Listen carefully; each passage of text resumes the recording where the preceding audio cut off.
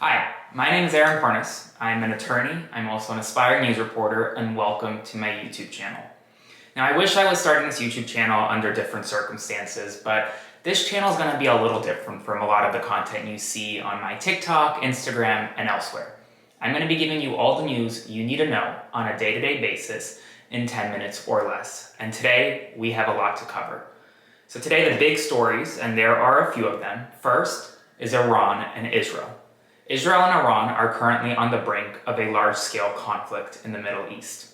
Today, President Biden and Secretary of Defense Austin are meeting with national security officials at the White House to discuss a possible Iranian strike on Israeli soil this evening. The Israeli Home Front Command has canceled all educational programs scheduled for tomorrow and all gatherings of over 1,000 individuals around the country. And to make matters even more serious, this morning, the Iranian Revolutionary Guard Navy seized a container ship in the Strait of Hormuz that is linked to an Israeli businessman. The stakes and the tensions between Israel and Iran have simply never been higher. Here's what we know right now. The president is meeting with other White House officials, likely as we speak, to talk about a possible response to an Iranian-backed attack on Israeli soil. The president was in Rehoboth Beach, Delaware today, where he was spending time with his family vacationing.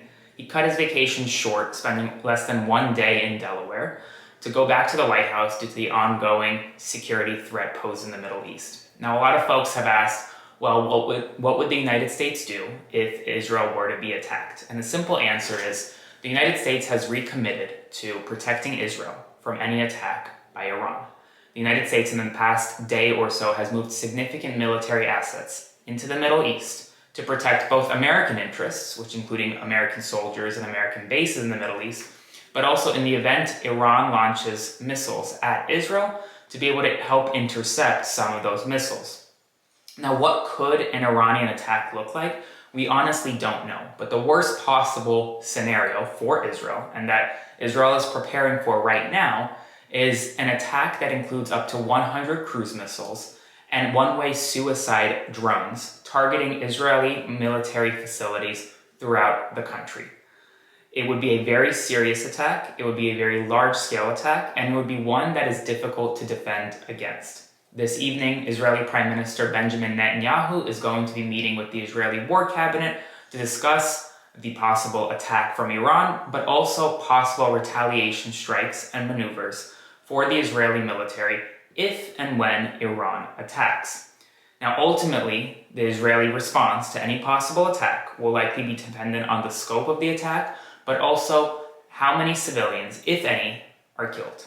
If civilians are killed, you are likely going to see a bigger response from Israel, possibly targeting Iran on Iran's soil. Now, before we continue, we have to understand why this is happening. Israel hit an Iranian consulate in Damascus, Syria in the past couple weeks, killing a top Iranian government official. The government official was responsible for much of Iran's terrorist activities in the Middle East.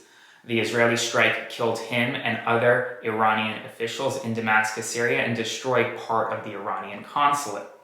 Israeli officials are expecting a strike to occur in the next 24 hours, likely in the next 12 hours overnight, as darkness falls across Israel. It is currently about 10 p.m. over there, and you are going to expect a strike likely overnight, as daytime strikes rarely, if ever, occur. So that's the latest right now.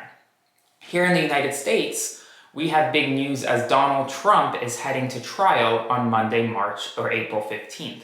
On April 15th, Donald Trump will be the first president, current or former, to attend a criminal trial where he is the criminal defendant.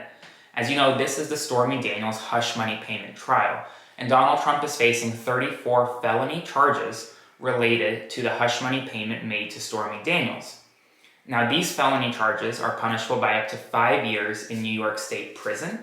And today, 2 days in advance of the trial, Donald Trump issued a statement on Truth Social that could likely get him into significant legal trouble. Today, on Truth Social, Donald Trump said, quote, "Has Mark Pomerantz been prosecuted for his terrible acts in and out of the district attorney's office? has disgraced attorney and felon Michael Cohen been prosecuted for lying, only Trump people get prosecuted by this judge and these thugs, a dark day for our country, MAGA 2024. Now, this statement is troubling for several reasons, but the primary reason is that Judge Merchan, the judge overseeing Donald Trump's criminal trial, has imposed a gag order restricting Donald Trump from making public comments about witnesses in the criminal trial. One of the witnesses in the criminal trial is Michael Cohen, who was Donald Trump's former attorney and also was Donald Trump's personal henchman. If you remember, Michael Cohen was responsible for facilitating the hush money payment to Stormy Daniels and is expected to testify at the criminal trial in the coming weeks. Now, this statement from Donald Trump on his Truth Social likely violates the gag order imposed by Judge Merchan. Now, you may ask, what happens if the gag order is violated? Judge Merchan now has a lot of options. First, he could do anything from imposing a civil fine all the way up to potentially throwing Donald Trump in jail for a night or two. We saw Donald Trump violate the gag order in his civil fraud trial that Judge Engoron imposed last year twice, and on both times, Judge Engoron issued a fine to Donald Trump. Here, given that it is a criminal trial, the stakes are much higher for Trump. He is going to go in a courtroom for the first time in a criminal proceeding.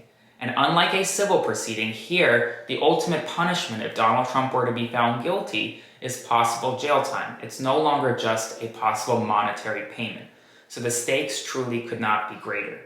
Now, Donald Trump's team is desperately looking to avoid going to trial on Monday, and we've seen this in the courtroom this weekend and over the past week.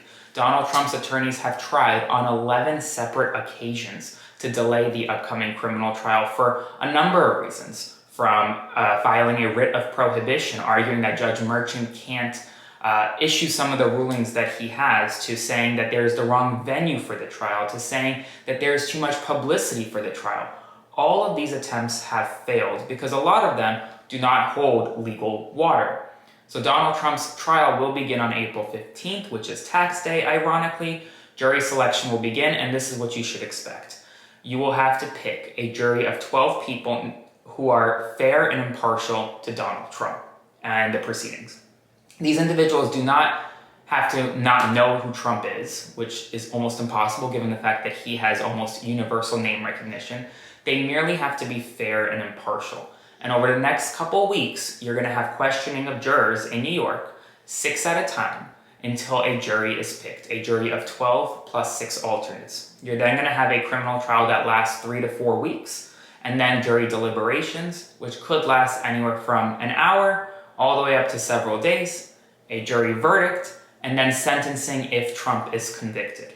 So stay tuned. I'm going to provide you updates every step of the way throughout the entire criminal trial. And finally, one of the other stories unknown to many folks today is that Lunchables is facing severe public backlash after a consumer report was released showing that Lunchable school kits, specifically provided in public schools as part of public school lunch programs, has extremely high sodium levels and even has high lead levels, which are unsafe in children.